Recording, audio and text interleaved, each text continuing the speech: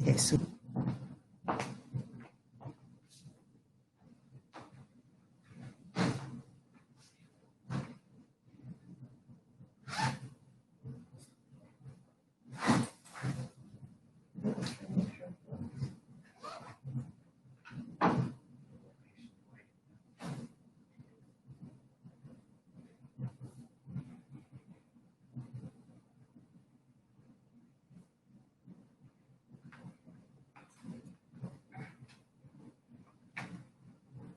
Hello, everyone. Thank you for joining us tonight. My name is Kathy Sammartino. I'm a senior physical therapist here at Casa Colina, and I run the Wheelchair and Seating Clinic. In a little while, you meet my colleague, Ryan Lavelle, who also is part of the Wheelchair and Seating Clinic and also sees people in our Assistive Technology Clinic. So we're going to talk about Wheelchair and Seating Clinic, and I have some wheelchairs here tonight. Hopefully we can display them properly so you can see what we're talking about.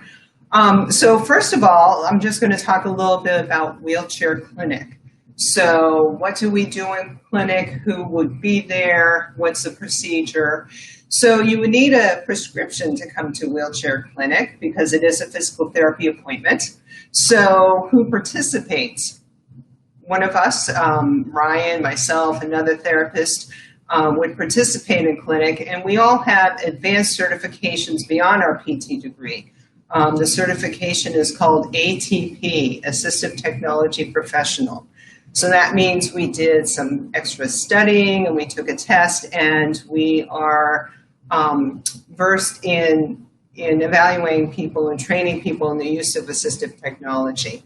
Now that can mean computers and biometric control units as well, but Ryan's has more expertise in that than I do. So assistive technology also includes wheelchair and seating, and so that's what we're talking about tonight. So the other participant in Wheelchair Clinic is one of our vendors. So we work with a handful of vendors here that we've worked with for many years. So we know the quality of their work, their expertise, and they also have a they're more than just your vendor. They really know how to work with people with disabilities and some of the more higher end equipment. The thing we'll talk about too is that our vendors really know how to proceed with documentation and getting documentation process, because sometimes that's where things come to a screeching halt if that's not done correctly. So what do we do in clinic? So first of all, we have a discussion with you. What are you looking for in a wheelchair? And really, in your words, why is what you're doing now not working for you? Because we really have to build a case for your insurance company, right? They don't know you, they haven't met you probably. So we have to paint a picture of what challenges you're having in life right now. And what is your goal for getting a better wheelchair? What will it do for you? What will it do in terms of your independence, your quality of life, pain management, energy conservation? All those things come into play. So one of the first things we do after we have a discussion with you and see what you're thinking of in terms of equipment is we do a physical therapy evaluation.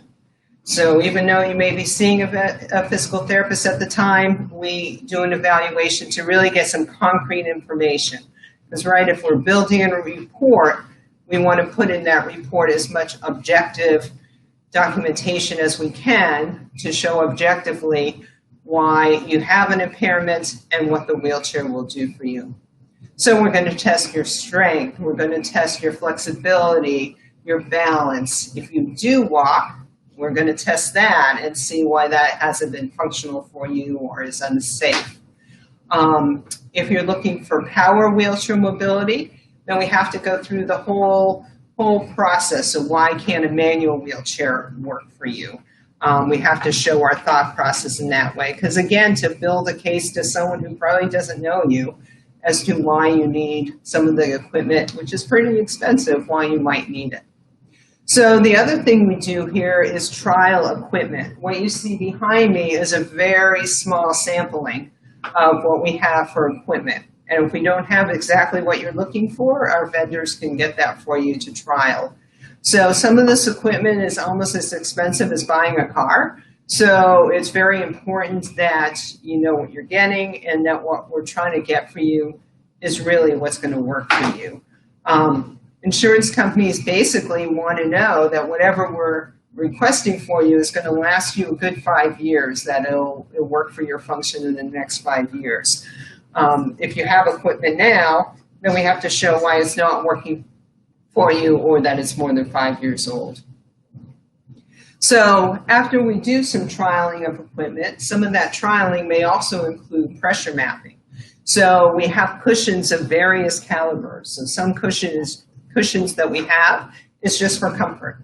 Some cushions are really to protect your skin or to really control your posture in the wheelchair. And sometimes we have to pressure map you too, just to show that whatever cushion we're getting for you is not going to cause you pressure sores, or if you're sitting on it all day long, it'll still be comfortable for you long into the day. So pressure mapping is just a map that we put over these cushions, and it gives us a three-dimensional map as to where the areas of high pressure are, or if there are areas of high pressure. So after we do some trialing and we kind of figure out what kind of chair you need, then we build the chair. So we decide what sort of base of chair, what sort of backrest, what sort of cushion, what sort of armrest. We really go through the order form to go through the whole process of what options are on all these chairs, because it's more than just measuring you for a chair and figuring it out from there. So after wheelchair clinic, sometimes comes the harder part, is the documentation. So I take my physical therapy evaluation, and I summarize it. I summarize to explain in really concrete terms, why can't you walk functionally or safely, or if you're looking for a manual wheelchair, why can't you use, if you're looking for a power wheelchair, why you can't use a manual wheelchair safely. So we have to really show our thought process and documentation. So also as part of documentation is the wheelchair vendor sends me the order form, so I know all the pieces. I sometimes have to justify certain armrests that are an upcharge, or certain backrests or cushions that are upcharges. So we have to go through all that documentation in great detail to really explain why it's worth it to you to get this equipment. So then beyond that, you need to go back to your doctor, and your doctor also needs to write some documentation. And we can give you a list of questions they need to answer in their documentation as well. So this is where it comes into play. That's really important, what vendors you use to get this equipment. So we need vendors who have a whole crew of staff who know how to gather this documentation, how to look it over objectively to make sure it's got everything you need. Because when you go to the insurance company, you really want your case strong so that you don't have to appeal and worry about denials, and you can proceed from there. So you get a report from us, you get a report from your doctor, and then the vendor turns all that in with a bunch of other paperwork that they accumulated and signed by the doctor. So once that's approved, once the wheelchair is approved, then we recommend that you come back for delivery so that we can train you all over again, because it's a lot of information to take in if this is the first time you're using a wheelchair, on how to take apart the wheelchair, put it in a car or put it in a van, and how to work all the functions of the wheelchair. So we recommend you return for delivery.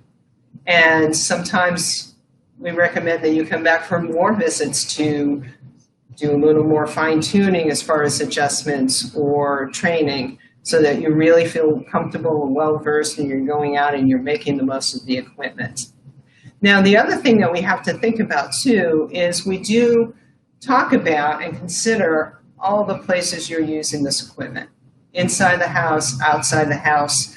But we're going to talk a lot about what you need inside the house, because insurance companies usually are mainly concerned about what your needs are in the house. It's not that they don't appreciate that you're bringing the wheelchair outside. It's just they feel their funding is truly for what you need inside the house. So we're going to build our report around that. Now, some insurances, some private insurances, Medicaid, they do care about how you function in the community. And sometimes some things we can't get through Medicare or some other insurances, we might be able to get through your secondary insurance. So now, I may actually invite Ryan to join me so that we can show you some of the equipment. So if it is just a standard wheelchair that you need, so we're going to start with the manual wheelchairs. If it's a standard wheelchair that you need, then you don't need to come to wheelchair clinic. You can just get a prescription from your doctor and go to a pharmacy or someplace to get it. So when we talk about manual wheelchairs, the insurance codes wheelchairs according to how elaborate the wheelchair is. So what Ryan has right here, so this is Ryan. Hello, Facebook family. So Ryan has right here is what they call a K4 manual wheelchair. So what that means, it's lightweight. It's lighter weight than what you would find in a hospital lobby. Excellent. And it has some degree of adjustment. So, for example, in the back wheel, we can adjust the wheels up and down about 1 inch, so sometimes that can help. We can take the wheels off, so that will help in terms of putting it in the car and making it lighter weight for your caregivers. And we can also look at the front end of the wheelchair as far as the leg rests and determine what angle we want this at. So if you don't want your legs sticking out in front of you because it makes it hard getting around the house, we can tuck your legs in a little more if that's comfortable so that you can make corners around the house and get close to objects. So this is one type of armrest that you can get. There are other armrests that are even more minimalist, but this is a height adjustable armrest, and you can see that it does flip up out of the way, so to make some transfers easier. So this is just a standard wheelchair back that we have on here, but we can get more elaborate backs, and we'll show you on the next wheelchair we're going to show. So yeah, so this is a K5 wheelchair. So this is an ultra lightweight wheelchair. But what's even more important is that, I'm going to try to get all these in the shot. Actually, that gets away from the power. Yeah. So what's even more important is not just how lightweight this wheelchair is, but it's so customizable. So, is that even a word, customizable? But we can really customize it for you. So in this back axle, we can move that axle plate up and down. So some people, I'm going to put my mask down for now because we're socially distancing. So we can move the axle so that you're sitting upright, or we can drop it down, which actually you can see on this chair, perhaps at the back of the seat is dropped down a little bit. And sometimes people like that because then their bottom is tucked back into the seat and their posture, their balance is a lot more controlled. So the other thing we can do with this back wheel is we can move it forward. Now that makes the chair a little bit tippier, but it also gives the sensation of the wheelchair being even lighter because we're adjusting where your center of gravity is. So it's a lot easier to maneuver. Some people can even go down the hall and maneuver it with their pelvis. And so we can do that. And sometimes if you're new to a wheelchair, we may keep the center of gravity back a little, but over time, as you get stronger and more balanced, we can bring it forward so that the chair is a lot easier to maneuver. So you'll notice also on this chair, the front casters are a little on the smaller side. So that makes for a smaller turning radius. Also, if we've got your feet really tucked back in, which this chair does, so your feet can really be tucked back underneath you. And so if you've got the smaller casters, then those caster wheels aren't going to be in the way as you turn the chair. Okay? So that's adjustable. The other thing too, which this chair doesn't show, is we have different types of brakes. So sometimes we put brakes so they're tucked away into the wheelchair frame so that you don't ding your thumbs on them. or we can get standard brakes that are a little higher like this. Now, on the backrest, this is what I'm talking about. We can build the chair. So this is a K5 chair from Quickie. And this is a solid backrest that we can actually take off if we need to, or we can do different size backrests. So this is a pretty minimal height backrest. And then that way some people like it because then, exactly, that's where it's supposed to be. So then their shoulder blades are cleared. When they're trying to push the chair, they can really turn and get behind the chair to reach for things behind them easily, and their backrest is not in the way. Now, what I didn't bring is we also have ultra lightweight wheelchairs that fold like a standard manual wheelchair. This one folds a little differently, and so we're going to show you how it comes apart. So this too can easily fit in the car. I'm going to take this doodad off for now. I'll show you that in a few minutes. And so the backrest folds down, and the wheels pop off.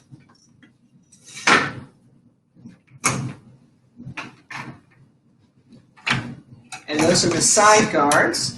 Sometimes they're a little stiff to get out, but they do come off. And the anti-tippers aren't always necessary if you're really well versed in keeping your balance in the chair. So without the anti-tippers, you can see you have this L-frame chair that if you're the driver, you can lift up over you into the passenger seat. Or if you're the passenger, your family members can put this on a seat in the back, or they can put that in the trunk. So these do fit in the trunks pretty well. Yeah, that's excellent. So that's how that comes apart. So now I'm going to put it all back together again. And you do get really quick at this. Quicker than me, that's for sure. You're doing fine. So as far as the tires, we can get different wheels. We can get airless tires if you don't feel like the maintenance of air tires. Now also what I could show you on this chair is sometimes people want a manual chair because they like the transportability of a manual chair. They like how it's a small profile, but sometimes it's a little challenging to push themselves around. So on this chair, we do have the option on any of these chairs actually to put something like this, a smart drive, which is a power assist system. And basically, it is run by the smartwatch that Ryan has on his hand. And if our Hypermobile rep who's on Facebook Live show was here, he would be walking me right through this. So here we go. There. Gear mode, I don't think I want to do that. So we'll get that going in a minute. And there are different power assist systems. Sometimes they're built into the wheel, or sometimes they just get snuck on the back of the chair like that. So meanwhile, we're going to look at some of the power systems, and we'll come back to this in a minute, because it is kind of cool to see that in action. So when we talk about power, if we've ruled out that you're not real functional in a manual chair, then basic power, of course, is a scooter. And sometimes it's all people want. Now, a scooter, some people come in saying, I want a scooter so I can put it in the car. But actually, it's actually kind of bulky to take apart and put in the car. So it comes apart in several pieces, which I won't do right now. But sometimes once people see that, they realize, it's really not as functional as I thought to take it apart and put it in the car. But scooters do have a place, and they're pretty compact. They don't always maneuver around the house really well, so that's when we'll sometimes look at other power systems. You ready? I'm ready. Okay.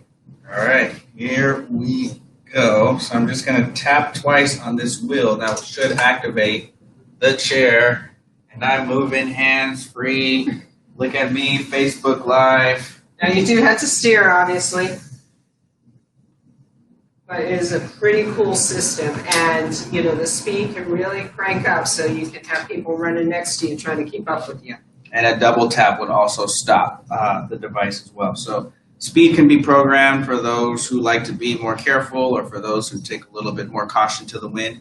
There's a lot of variability with a system like this, and it would be designed to help folks who maybe have long distances or some type of shoulder pathologies or injuries to be able to use their chair more comfortably for a longer amount of time. And the smartwatch is pretty intuitive, so very often people will start just keeping the maximum speed really low until they get well versed with it, and then crank it up a few weeks later when they're more comfortable. I'll come across your screen one more time, Facebook. Here I go. Okay, so then also when we talk about power, we have what they call a Group 2 power chair, and that's just a basic power chair. They'll get you from here to there. We can get different backrests, different cushions. We can even get a tilt feature on it, but this is just basic power mobility. Sometimes it's all people need.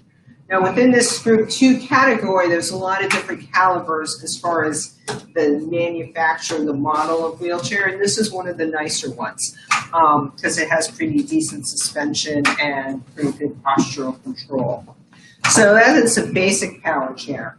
When we go to what they call Group 3 power chairs, this is where the sky is pretty much the limit. So I do tell people that if you have a challenging situation, perhaps even you're getting weaker over time, generally there is always some way that you can maneuver a wheelchair. So this is just a basic joystick on this chair. And this chair also comes with multiple power seating functions. So one of the power seating functions is elevating seat, so the seat raises up, which can be helpful if you have shoulder pathologies and have difficulty reaching up into cabinets, and you want to maintain that independence. If you are able to stand, elevating your seat can be really helpful. It makes it easier to stand if you start from a higher position. Also, if you have shoulder pathologies or your arms aren't that strong, this allows you to constantly raise your chair or lower it to whatever level of surface you're trying to transfer to. So transferring is always easier. You can always go downhill. So that feature sometimes is difficult to get covered through some insurances, but we have had some success. This is probably the most used feature, and this is a tilt feature.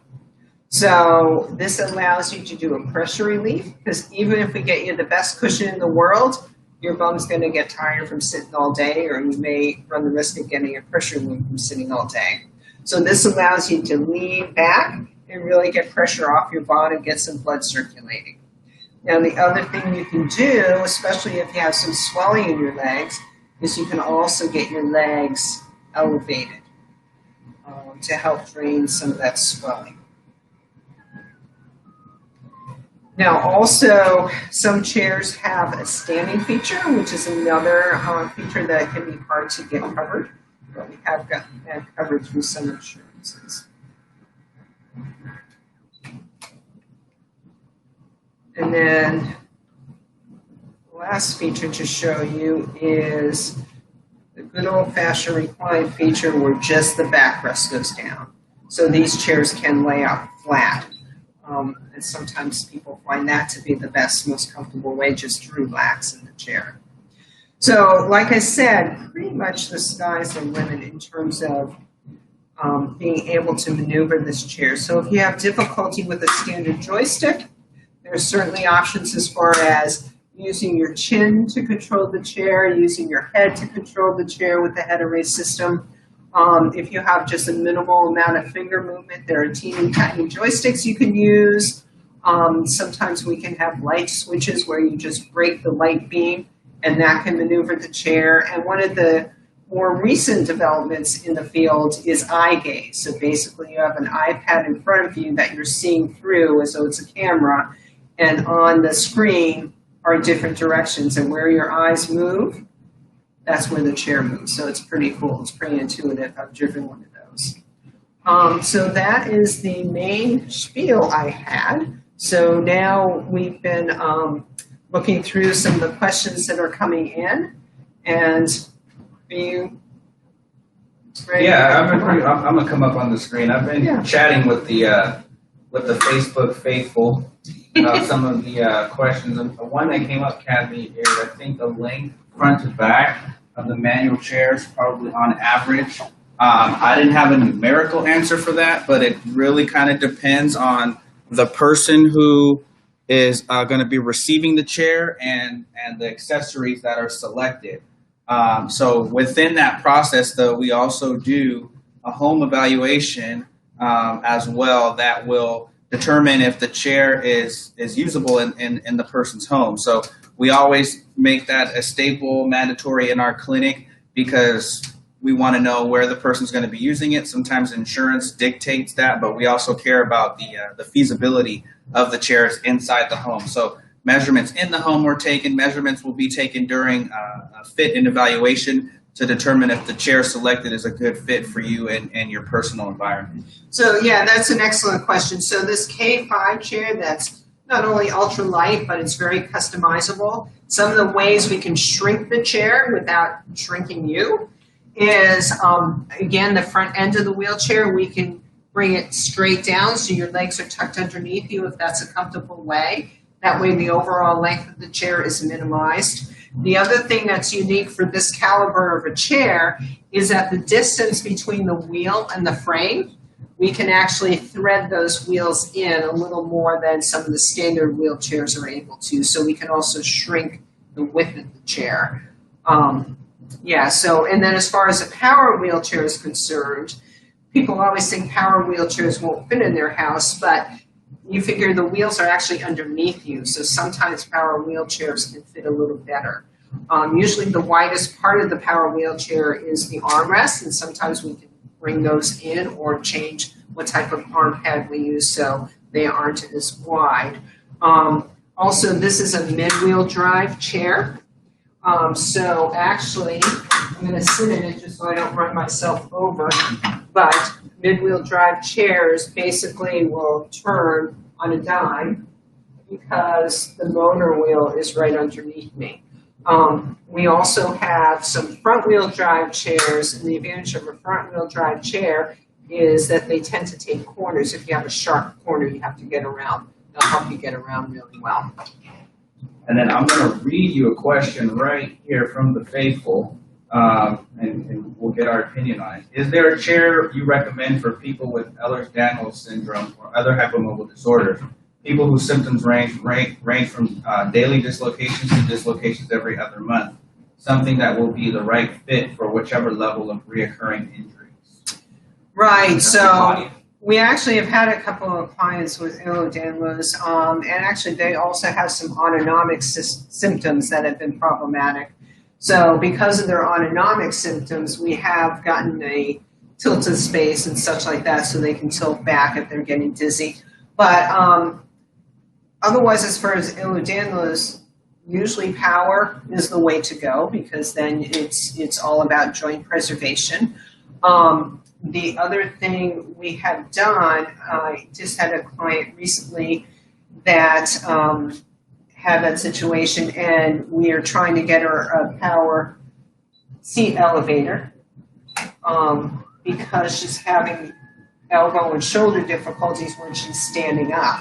So I actually took that pressure mapping system that we use for cushions and put it on the armrest to objectively determine how much pressure, how much weight bearing she was putting through her arms when the seat was elevated and she stood up versus when she was sitting on a normal standard height, that sort of thing. Now, if someone's really wants a manual chair because transportability and such, then that's when you want to think about going with the power assist system so that you're minimally using your shoulders. And that's where a K5, this customizable chair, is really important for you because the other reason to bring this rear wheel forward is not only to make the chair easier to maneuver, but also so that your hands in position in relationship to the wheel is better for your shoulders. So when you're sitting in the manual chair, basically I want the tip of my middle finger to be aligned with the axle of the back wheel. So that means when I go to push the chair, I'm not reaching way back here where most standard wheels are, because that's going to be harder on my shoulder. So if you really want a manual chair, you want to go K5. Otherwise, you may want to consider power for the ultimate joint preservation. So Lynn, that's all the questions we have so far. I'm going to put on here. So any more questions? Oh, one came up. What is the easiest way to get your power chair when you're getting in and out of your car? Get to your power chair when getting in and out of your car. So that's always the biggest challenge. And when people are talking about going to power for the first time, we always want to be the buzzkill and go right there. How are you going to transport it? So these power chairs don't come apart and put in a car. Some cars will have a hitch in the back that can take a lift, but then you really have to look at the weight of the chair and how much your car and the lift can handle. So very often when people go power, they'll do one of two things. Either they'll use the power primarily at home or around their immediate community and then get a manual wheelchair on their own to be transported in a car. Or they'll go for the minivan, van, or venture into public transportation. The scooter, like I said, does come apart, but sometimes how realistic it is for people to constantly be taking that apart and putting it in the car is another thing.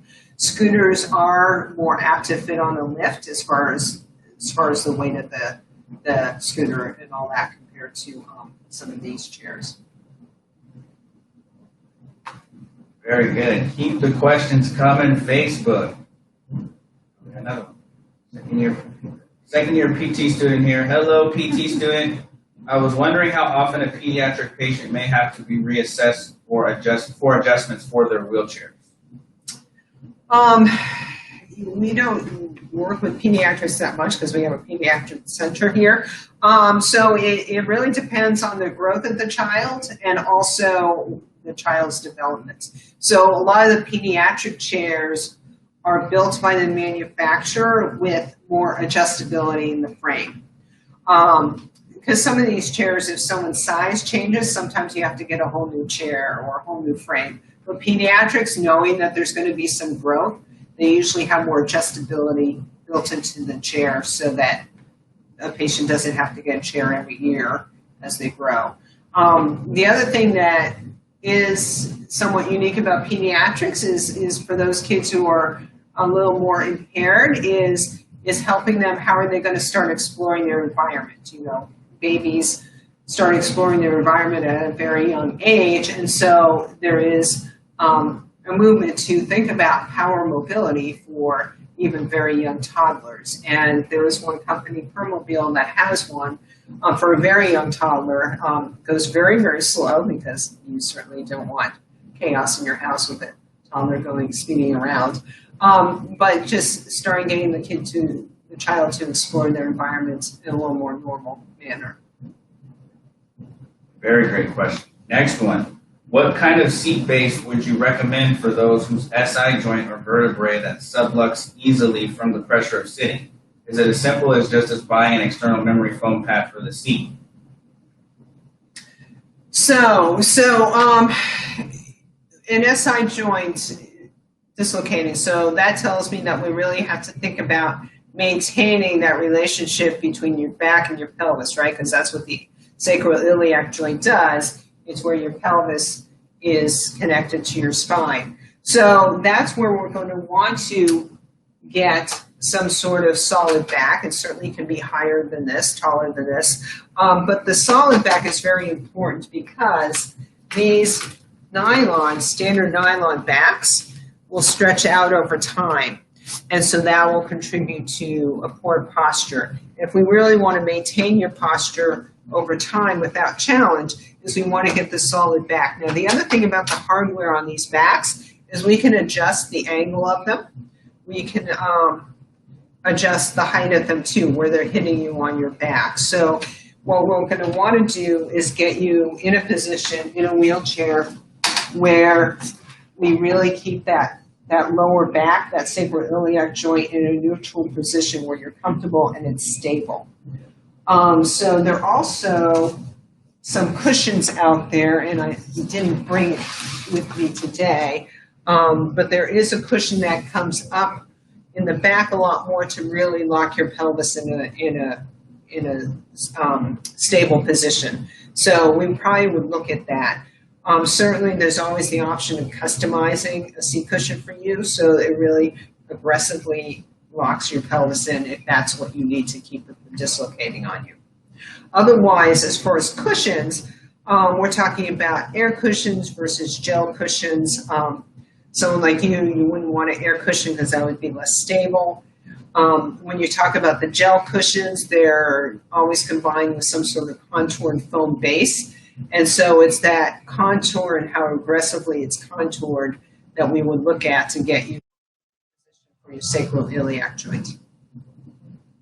Very excellent questions. And then I kind of touched on this on the thread, but they were asking for just rename the types of chairs: lightweight, ultralight, group 2, group 3.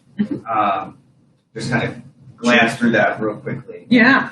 So a manual wheelchair, they come in K1, K2, K3, K4, K5, K9. So in Wheelchair Clinic, we deal with K4s and K5s. So K4 is the lightweight chair that has some customized ability to it. We can customize the axle, the leg rest angle a little bit.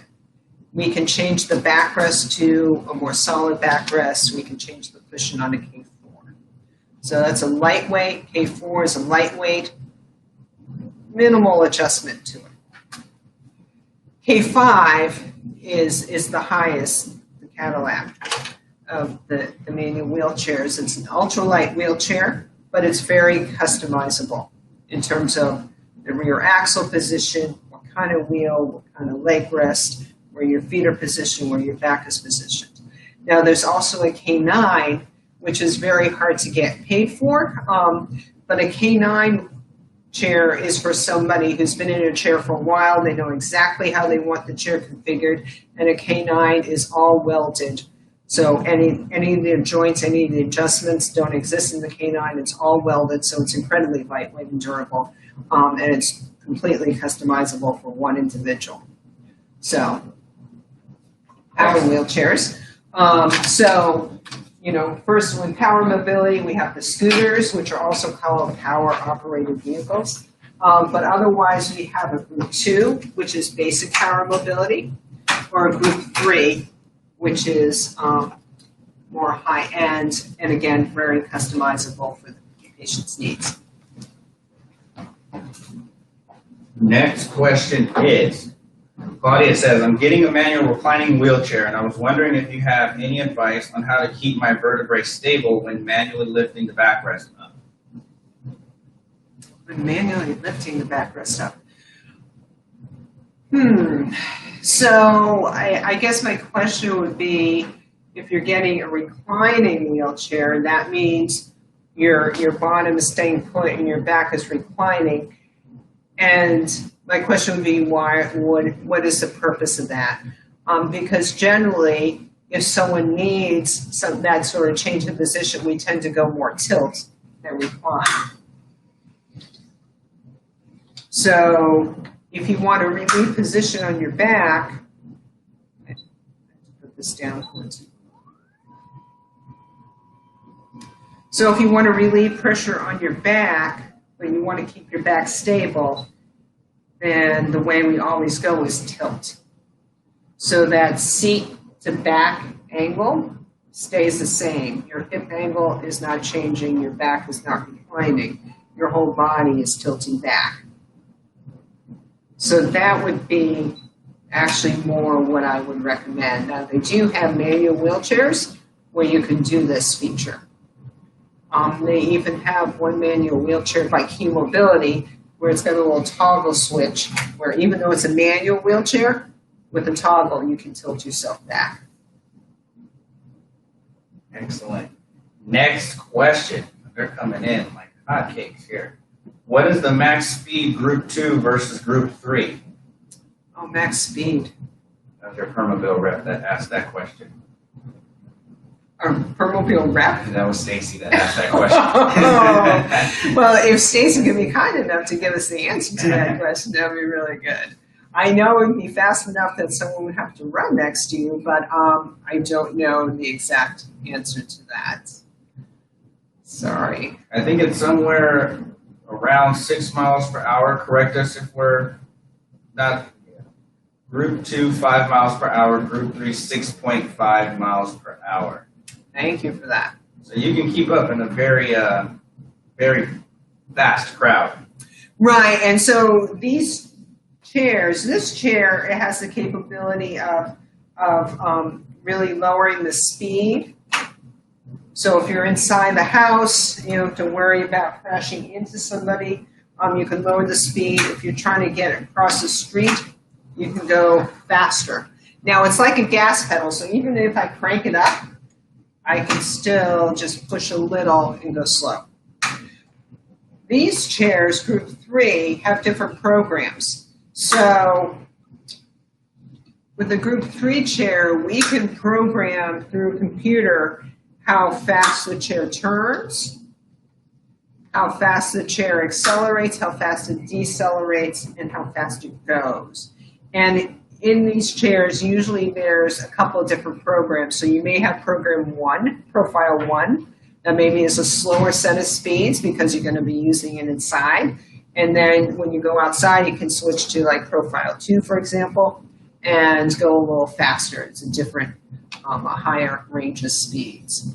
But I always tell people, if you get these chairs and it's scaring you, you're like, oh, I can't drive it, it's just too squirrely, you have to get the vendor back out there or a therapist who knows how to program, because we can change the sensitivity so it's not as squirrely. Because again, these are customizable, so anyone should be able to drive them pretty accurately and comfortably.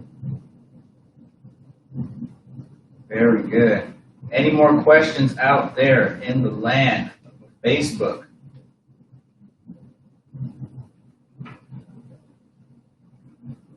We did really, really well.